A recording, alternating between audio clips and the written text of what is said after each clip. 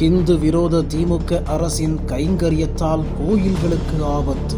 சுவாமி குற்றத்துக்கு ஆளானதால் அதிகரிக்கும் திருச்செந்தூர் கடலரிப்பு.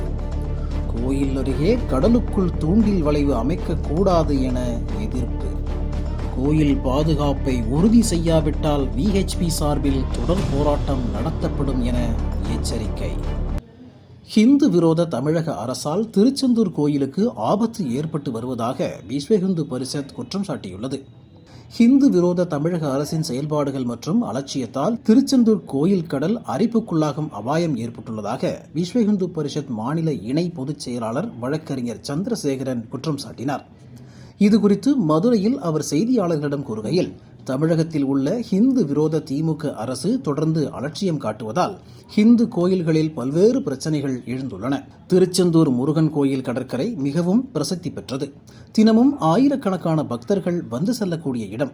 கடற்கரையை ஒட்டி சுப்பிரமணிய சுவாமி கோயில் அமைந்துள்ளது. சில மாதங்களுக்கு முன்பு கோயிலில் இருந்து சில கிலோமீட்டர் தூரத்தில் கடலுக்குள் அமைக்கப்பட்ட தூண்டில் வளைவு காரணமாக கடல் நீரோட்டத்தில் மாறுபாடு ஏற்பட்டுள்ளது. இதன் தாக்கம் கோயில் அருகே கடல் அரிப்பு தொடர்ந்து ஏற்பட்டு வருகிறது.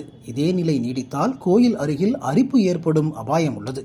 பக்தர்கள் கடலில் இறங்கி புனித நீராட முடியாத நிலை ஏற்படும்.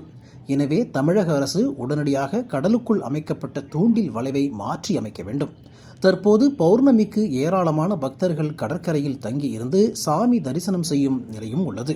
எனவே இந்த கடற்கரையை கோயிலை காப்பாற்றும் வகையில், பாதுகாக்கும் வகையில் தமிழக அரசு சிறப்பு கவனம் செலுத்த வேண்டும்.